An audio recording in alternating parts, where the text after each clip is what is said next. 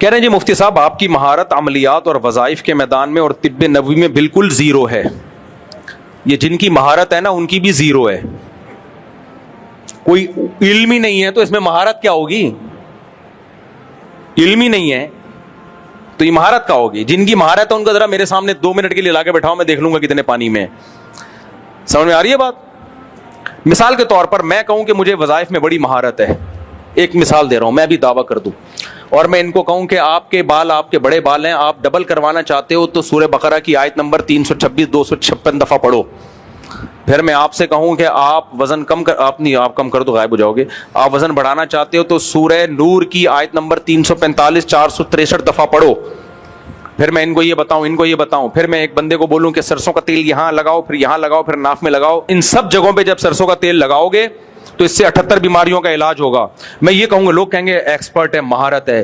پھر کوئی عقل مند میرے خلاف تقریر کرے, یار یہ مفتی صاحب کیا کہہ رہے ہیں, اس کی کیا دلیل ہے؟ اور لوگ اسے کہے بھائی مفتی صاحب کو ان عملیات میں مہارت ہے, آپ کو نہیں ہے تو آپ کیوں بول رہے ہو؟ تو وہ کیا کہے گا, مفتی صاحب کے کوئی عملیات میں مہارت ہے, اس کی کیا دلیل ہے؟ کہے گا دلیل یہ کہ یہ وظیفے بتاتے ہیں. یہ کوئی دلیل تھوڑی ہے. ایسے تو بہت سے حکیم, جعلی حکیم نسخے بتا رہے ہیں, حکیم نہیں ہوتے. دلیل یہ ہوتی ہے کہ کیا پڑھا ہے آپ نے, کہاں سے پڑھا ہے, اس کا کوئی کورس کہاں ہے, نصاب کہاں ہے اس کا؟ کہتے ہیں جی تجربوں سے سیکھا ہے. کون سے تجربے کیا آپ نے ساری زندگی؟ کچھ لوگ کہتے ہیں اس کے وظیفوں سے کچھ لوگوں کو فائدہ ہوا ہے. اس کی کیا دلیل ہے یہ ان وظیفوں سے فائدہ ہوا ہے؟ جتنے بھی دنیا میں مسائل ہیں, بہت سے لوگوں کے مسائل تو ٹھیک ہونے ہی ہوتے ہیں, وہ اپنے کھاتے میں ڈال دیے ہوتے ہیں. تو یہ وہی ہے, کوئی علوم ہی نہیں ہے یہ بھائی. تو اس لیے اللہ کا شکر ہے زیرو ہے اس میں. اور میں کہہ رہا ہوں میں زیرو ہوں نا, آپ تو پڑھے لکھے ہو, آپ ان عملیات کر کے مجھے نقصان پہنچاؤ نا. کیا خیال ہے بھائی؟ ہم زیرو ہیں عملیات اور وظائف میں, آپ تو وظیفوں کے ماسٹر ہو, آپ کو تو پتا ہے کہ کون سے وظیفے سے کس کو کیا نقصان ہوگا. میں یہاں بیٹھا ہوا ہوں, ساری چڑیلیں, جنات, بھوت, روحانیات, عملیات, فلیتے پلیتے, جادو ٹونے کرو میرے اوپر, میں بیٹھا ہوا ہوں. ہماری بات 20 سال سے یہ میں چیلنج کر رہا ہوں, کم بخت ایک بال میرا نہیں گرا سکے. کچھ بال میرے گرے تھے, وہ بھی ہیئر ٹرانسپلانٹیشن کے ذریعے آ گئے واپس. تھوڑے سے بال گرے تھے, وہ بھی اس لیے نہیں گرے, تو چاریاں بھی تو اتنی کی ہیں, تو بال بھی نہیں گریں گے تو اب کیا ہوگا؟ کیا خیال ہے؟ پھر بھی اللہ کا بڑا فضل ہے, ان کے عملیات فلیتے پلیتوں کی وجہ سے 51 سال کا ہو گیا, سر کے سارے بال کالے ہیں میرے ابھی تک اوریجنل. اتنے وظیفے یہ میرے خلاف پلیتے فلیتے. اور آپ کے ایک عامل نے مجھے بولا کہ اصل میں تیرے پہ اثر اس لیے نہیں ہوتا کہ تو خود وظیفے پڑھ کے حصار کھینچتا ہے. میں نے کہا ہم تو زیرو ہیں بھائی اس فیلڈ میں, وظیفوں کی فیلڈ میں. خود ہی یہ لوگ کہتے ہیں کہ اس کو وظیفوں کا کیا پتا. تو جو عملیات میں زیرو, وہ کیا عملیات میں, یہ ان کے یہ ہے ہی نہیں ہے, بیکار لوگ ہیں. ان کو صبح شام گالیاں دو, جنت میں جاؤ گے. اس لیے میرے بھائی آپ تاریخ چوتھائی کا نام نہ لیا کرو, تاکہ میں نام لے کے رد نہ کروں. آپ لوگ خود ہی نام لے کے بلوا رہے ہوتے ہو, تو آپ, میں تو ہول سیل کے حساب سے عاملوں کو برا بلا کہتا ہوں. آگے کہہ رہے ہیں کہ طب نبوی میں بھی آپ بالکل زیرو ہے. طب نبوی کوئی طب نہیں ہے, یہ بھی ایک منجن ہے. فزکس سے نبوی کبھی سنا آپ نے؟ میتھ نبوی کبھی سنا؟ بولو نا بھائی. محمد صلی اللہ علیہ وسلم سید الانبیاء کا ٹاپک میڈیکل سائنس ہے ہی نہیں. سید الانبیاء صلی اللہ علیہ وسلم کا ٹاپک اخلاقیات ہے. تمام پیغمبروں کا ٹاپک کیا ہوتا ہے؟ اخلاقیات. اب کچھ حکیموں نے کیا کیا ہے, اپنی پروڈکٹ کو بکوانے کے لیے حدیثوں کا سہارا لیتے ہیں. وہ یہ بھی مذہب کا غلط استعمال ہے. یہ جو حکیموں میں طب آئی ہے, یہ تو طب یونانی ہے, یہ یونان سے آئی ہے, یہ یونان سے آیا. یہ جیسے میڈیکل سائنس انگریزوں سے آئی ہے نا, تو یہ تو یونان سے, یہ تو غیر مسلم قائم تھا, پھر مسلمانوں نے لیا تو بہت ترقی کر دی اس میں. بڑے بڑے حکیم دنیا میں گزرے, اب بھی موجود ہیں. نبی صلی اللہ علیہ وسلم سے ہمیں میڈیکل سائنس کی چند ہدایات ملتی ہیں بس. وہ ہدایات بہت زبردست ہدایات ہیں. کم کھاؤ, جب تک بھوک نہ لگے کھاؤ نہیں. کلونجی کے بارے میں شفا, قرآن میں شہد کے بارے میں ہے, قرآن میں انجیر اور زیتون کی اللہ نے قسم اٹھائی ہے. نبی صلی اللہ علیہ وسلم نے گندم کے بجائے کیا استعمال کی ہے؟ جو استعمال کی ہے. گوشت بھی استعمال کیا ہے آپ صلی اللہ علیہ وسلم نے. تو یہ سب چیزیں ہیں بس. اب اس پہ پورے علوم کی بنیادیں نہیں رکھی جا سکتی کہ اس کو طب نبوی کا نام دے کے آپ کتابیں چھاپنا شروع کر دیں, موضوع من گڑت حدیثیں اس میں لانا شروع کر دیں. جب بھی آپ کو علاج کرنا پڑے گا کسی پڑھے لکھے حکیم یا کسی پڑھے لکھے ڈاکٹر کے پاس جانا پڑے گا جو اس زمانے کے لوگوں پہ تجربے کر کے جو اس نے کچھ چیزیں 1400 سال پرانی ہوتی ہیں وہ اس زمانے میں امپلیمنٹ نہیں ہو سکتی. وہ سمجھ میں آ رہی ہے بات؟ دیکھو اسلام نے قیامت تک کے لیے آیا نا تو کچھ چیزوں میں لچک رکھی ہے اسلام نے تاکہ وہ ہر زمانے میں چل سکے. تو طب نبوی نہیں ہوتا بھائی, چند چیزیں نبی صلی اللہ علیہ وسلم سے ہمیں ملتی ہیں بس, تو وہ ٹھیک ہے, وہ تو کوئی بھی یوز کر سکتا ہے, اس کے لیے تو کوئی بہت زیادہ پڑھا لکھا ہونا بھی ضروری نہیں ہے, لیکن اس کی بیس پہ لوگوں نے پورے علوم کی بنیادیں رکھ دی اور پورے جو ہے وہ پورے میڈیکل سائنس رکھ دی. غلط ہے.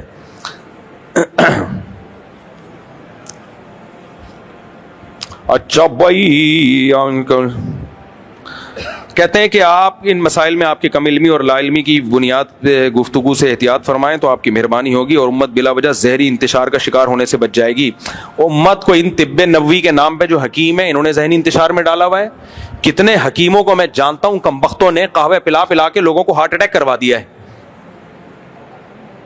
کورونا کے دنوں میں طب نبوی کے نام پہ قہوے آئے ہیں کہ نہیں آئے ہیں؟ میں ایسے لوگوں کو جانتا ہوں جنہوں نے وہ قہوے پی اور انتقال کر گئے. ڈاکٹر کہہ رہے ٹیکا ٹھکوا لے جا کے, ایک ویکسین لگوا لے جا کے, نہیں ٹھکوایا, قہوہ پیا مارکیٹ سے شاٹ. ایک حکیم نے مجھے بتایا میں نے 1.5 سے 2 کروڑ روپے کمایا ہے طب نبوی کے نام پہ, کیونکہ حدیث میں آتا ہے ایک جڑی بوٹی ہے اس کی فضیلت ہے حدیث میں, اس کا نام ذہن سے لکھا, سنا مکی. اب یہ اچھی ہے, پیٹ کے لیے اچھی ہے, قبض نہیں ہوتا, بہت سی بیماریوں کا علاج تو قبض ختم کرنے سے ہے. تو ایک حدیث میں سائن ہے بس, اب اس کو کیسے استعمال کرنا ہے, کب استعمال کرنا ہے, کہ اس بیماری میں یہ تھوڑی کہتے ہیں ہم نے یہ کیا جب کرونا آیا تو ہم نے پھر وہ سنا مکی کے پاؤڈر بنا کے لوگوں کو قہوے پلائے. کہہ رہے 1.5 سے 2 کروڑ روپے میں نے کمایا ہوگا اس دوا سے, لیکن جن کو پلائے ہیں نا ان کی رپورٹ نہیں طلب کی, کیونکہ ان کو لگے موشن, اور بیماریوں میں آپ کو موشن لگ گئے تو ایک دفعہ کا موشن تو ٹھیک ہے جی, پیٹ صاف ہو گیا, 2-3 دفعہ میں موشن تو ویسے ہی آپ کا امیون سسٹم ختم, اور کووڈ کا حملہ تو ایسے پہ کم ہوگا یا زیادہ ہوگا. طب نبوی کے نام پہ ان کے جنازے ہو گئے. حکیم صاحب 1.5-2 کروڑ روپے الحمدللہ کما لیے انہوں نے. تو بلڈ پریشر کا علاج بھی ان کے پاس, فلانے کا علاج بھی ہے, فلانے کے ڈاکٹر پاگل ہے یار اتنی. آپ کو پتہ ہے جو ریسرچ ہوتی ہے نا جب نئی میڈیسن پر, میڈیکل کروڑوں اربوں روپے خرچ ہوتے ہیں ایک میڈیسن پہ, کروڑوں اربوں روپے, اس کے بعد جا کے مارکیٹ میں اس کو لانچ کیا جاتا ہے. تو ذہنی انتشار کا شکار ان لوگوں نے کیا ہے, لوگوں کو پڑھے لکھے لوگوں سے ہٹا کے جاہلوں کے پیچھے چلا دیا. اور عاملوں کے خلاف جب سے میں نے بولنا شروع کیا, کتنے لوگ دماغی توازن خراب ہو گیا تھا الحمدللہ ٹھیک ہو گیا. میرے پاس کتنے کیس آئے ہیں, بچے پہ جن آتے ہیں, میں نے کہا بھائی کسی فوراً سائیکیٹرسٹ کو دکھا کے میڈیسن لے لو, ٹائم پہ ٹھیک ہو جائے گا. زیادہ لمبی بیماری ہوئی نا تو گیا. اور ایسے لوگ الحمدللہ شروع میں جن آیا, ڈاکٹر کو دکھایا, گولی کھائی, چند دن ڈاکٹر کی ہدایات پر عمل کیا, جن ہمیشہ کے لیے مارکیٹ سے شارٹ. یہ لوگ اگر ان لوگوں کے چکر میں پڑ جاتے, یہ نفسیاتی بیماریاں جب ہوتی ہیں نا, میں جن کا منکر نہیں ہوں, لاکھوں میں کسی ایک پہ آ بھی سکتا ہے, تو اس کا علاج بھی عاملوں کے پاس نہیں ہے, مسجد کے مولوی صاحب سے دم کرا دو بس کافی ہے. تو جن پہ یہ یعنی جو 99% نفسیاتی بیماریاں ہوتی ہیں, سائیکولوجسٹ یا سائیکیٹرسٹ اس کا بر وقت علاج کر لیتا ہے. اس نے پڑھا ہے, باقاعدہ ایک علم حاصل کیا ہے, میڈیسن پہ ریسرچ ہوئی ہے, تحقیقات ہوئی ہیں, ان کو پتا ہوتا ہے, وہ دیکھ کے اندازہ لگا لیتے ہیں کون سا کیمیکل دائیں بائیں ہو گیا. اس کے بعض دفعہ کچھ بھی نہیں ہوتا, دماغ کا کیمیکل آگے پیچھے ہو جاتا ہے, وہ میڈیسن دے کے اس کو سیٹنگ پہ لے آتا ہے. تو شروع میں یہ سیٹنگ آسان ہوتی ہے, جنہوں نے شروع میں علاج کرایا فٹ فاٹ ہو گئے, گھوم رہے پھر رہے ہیں, ہنس رہے کھیل رہے ہیں. جو ان بغیرتوں کے چکر میں لگے ہیں, یہ بغیرت وہ ہوتے ہیں جو کہتے ہیں میں دارالعلوم کرنگی کا مفتی ہوں, میں جامعۃ الرشید کا خلیفہ ہوں, میں فلانے کا بنوری ٹاؤن کا, پھر یہ ان چکروں میں پڑے اور گئے کام سے, زندگیاں ہو گئیں برباد. تو اس لیے میں نے لوگوں کو ذہنی انتشار سے نکال لیا الحمدللہ, ڈالا نہیں انتشار میں. اور یقین نہیں آتا تم بھی, یہ جنہوں نے بھائی نے پرچہ لکھ کے دیا عامل کے پاس جاؤ, دیکھو پھر تمہارا حشر کیا ہوتا ہے. حیات الحیوان میں کتنے عملیات. اور میرے بھائی مولانا یہ بھی یہ لوگ کہتے ہیں مولانا تھانوی نے بھی کتاب, مولانا تھانوی کی اپنی کتاب نہیں, وہ عملیات قرآن. پوچھنا یہ کہ سور کی جماعت کا یہ سوال بھائی کا یہ ہے کہ یار یہاں سے بھی کچھ سوال لے لینا, بس 1-2 سوال لے کے پھر سیشن ختم کرتے ہیں. یہ پھر رکھیں, یہ اگلے میں یہ سوال کچھ باقی ہیں, یہ اگلے. چلو بھائی جلدی اسپیڈ, آپ کو ہم نے بہت زیادہ دیر بٹھا لیا. دل سے دعا, اللہ تعالیٰ سے مشورہ کرتے ہیں. اور کوئی سوال میرے بھائی جلدی, شاباش. वालेकुम अस्सलाम. क्या बोल रहा है भाई? केड़ा म्यूजिक? नातों में म्यूजिक ठीक नहीं है भाई. वो भाई सवाल पूछ रहे हैं मिशकात भाई, बस मजीद बारीक होने का ऑप्शन नहीं है आपके पास. उसके बाद फिर कुर्ता आ रहा होगा उसको झाड़ के निकालना पड़ेगा. वालेकुम अस्सलाम. जी तो ये आप बोलते हैं टोपी ड्रामा है जी. पेशे को आप बोलते हैं कि जो लोग इसमें काम कर रहे हैं, जो बोलते हैं जिनके बारे में हम उनसे बात करते हैं और क्या कहते हैं उनसे, तो इस पे आप बोलते हैं. और ये नहीं है तो फिर ये जिन से बात नहीं कर रहे होते, ये क्या करते हैं, मिसमेरिज्म के माहिर होते हैं. तो वो आपको ऐसा लग रहा होता है कि ये दिमाग कैप्चर कर लेते हैं. ये एक इल्म है, अमलियात, दिमाग कैप्चर. ये गोरे भी जानते हैं ये इल्म, ये पादरी भी करते हैं, हिंदू भी करते हैं, सारे करते हैं. ये सीखा जा सकता है, लेकिन इससे अपनी खोपड़ी खराब हो जाती है. तो कोई उलूम नहीं है, ये एक तरह का जादू है. तो दिमाग कैप्चर हो जाता है उससे. और ये उन लोगों पे ज्यादा होता है जिनमें कुव्वत इन्फियालिया होती है, असर कबूल करने की. जो कॉन्फिडेंस लेवल जिनका ज्यादा होता है उनको दिमाग नहीं कैप्चर होता. तो ये इस तरह के ड्रामे होते हैं. तो आपको ऐसा लग रहा होता है जिनसे बात कर रहा है. इसका काम का कोई जवाबी तरीका है इस तरह किया जा सकता है? इस काम का सिर्फ एक तरीका जायज़ है कि आप ये काम ना करते हो. कोई आपसे दम कराने के लिए आ जाए, आप बोलो भाई मैं आयतल कुर्सी पढ़ के दम करूंगा, इतने पैसे लूंगा क्योंकि मेरा टाइम लग रहा है. बस इससे ज्यादा की इसकी हैसियत नहीं है. हमारे बुजुर्ग में से किसी बड़े आदमी से इसकी ममानियत साबित है तो हम किसी को जवाब दे सकें? देखो, बुजुर्गों या उलमा की इत्तिबा दीन के इल्म के मामले में की जाती है. समझ में आ रही है बात? दीन का इल्म, कुरान और हदीस का इल्म, उसमें हम बुजुर्गों की इत्तिबा करते हैं. अमलियात कुछ है ही नहीं, तो इसमें क्या है? जो बुजुर्ग कहेगा भी तो उससे भी तो दलील पूछी जाएगी, आपके पास क्या दलील है इसकी? तभी जिन मुल्कों में आमिल नहीं है वहां जिन्नात भी नहीं है. सबसे बड़ी दलील यही है. जहां आमिल नहीं है ना, वहां जिन्नात सिरे से है ही नहीं. मुफ्ती साहब, आजकल मैंने एक अपने दोस्त को देखा था, तो वो इसकी गर्लफ्रेंड है. अस्तगफिरुल्लाह. उसने उसकी गर्लफ्रेंड से नाराज हो गई तो उसने ना कुछ हवालात की बात की. फरमाते कि इंसान ऐसा नहीं करो, यानी कि वो एक अल्लाह ताला को कुरान की आयत को गलत तरीके से. गर्लफ्रेंड को नाराज करना फर्ज है, बॉयफ्रेंड को नाराज करना फर्ज है. तो आप इसको किस तरह लेते कि वो नहीं, ये कुरान को गलत जगह फिट किया जा रहा है. हराम रिश्तों को निभाना भी हराम है.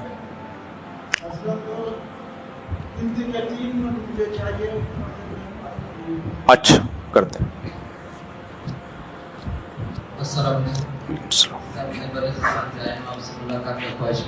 अच्छा बुलाते हैं अभी आप. वालेकुम अस्सलाम.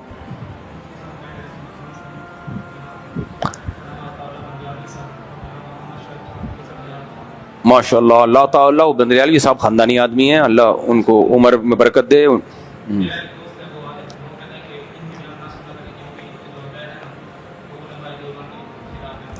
मौलाना अताउल्लाह बंदियालवी के अकायद उलमा देवबंद के खिलाफ हैं. कौन सा अकीदा?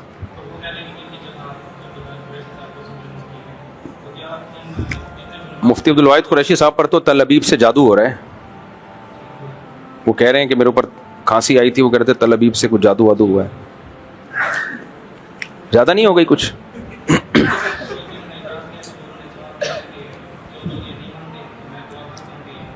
अब किसी पे जादू हुआ तो उसकी बात की हैसियत ही क्या रह गई फिर? हो सकता है वो पता नहीं जादू की वजह से बोल रहा हो. वो क्या?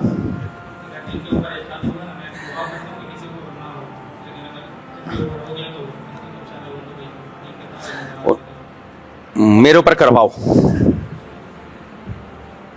मैं इजाजत दे रहा हूं. जितने जादूगर, फलीते पलीते, आमिल अमलियात, पलीतियात, हमजात, मुवक्किल, टोपी ड्रामे, हिसार, मैं बैठा हुआ हूं, मेरे ऊपर आके जादू करो.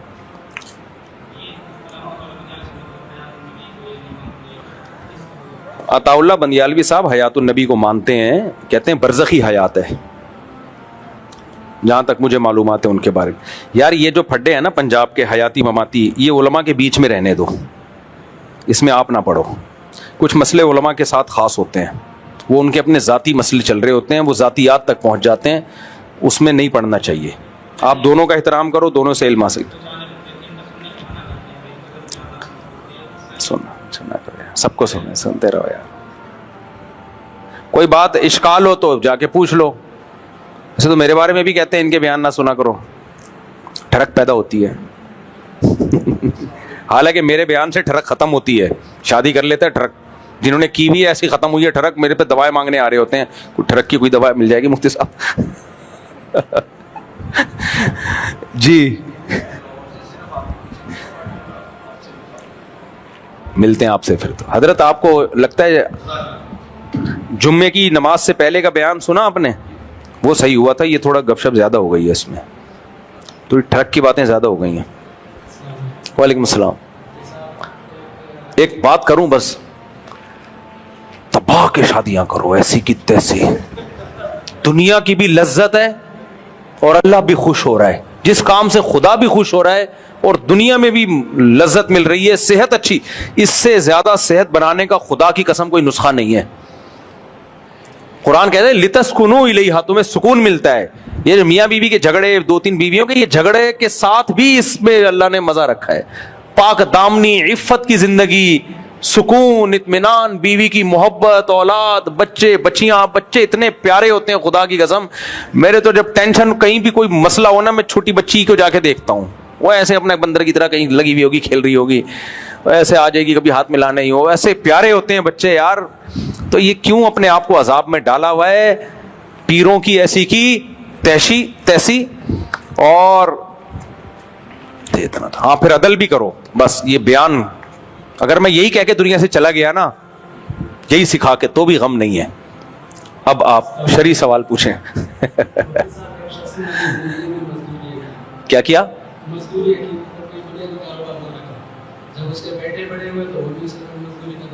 جی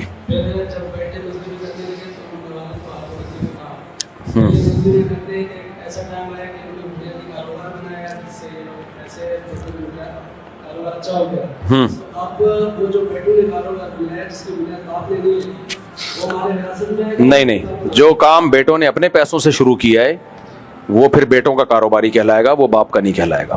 اگر آپ نے اپنی زندگی میں 4 یا 5 بیٹے ہیں, کسی ایک کو بڑھا کے اس کو کچھ حصہ دے کے کہہ دیا کہ اب یہ آپ کا ہے, اب آپ کا میرے مطلب نہیں, پھر بھی مرنے کے بعد وراثت میں حصہ ملے گا. تو اس کا طریقہ یہ ہے کہ زندگی میں کسی کو وراثت دے کے محروم کرنا ہو تو اس کا طریقہ یہ, گولڈ کی شکل میں اس کو قرض دے دیا جائے, گولڈ کی شکل میں, اور کہا جائے کہ میرے مرنے کے بعد جو تمہاری وراثت ہوگی اس میں سے یہ گولڈ یا اس کی قیمت مائنس کر لی جائے گی.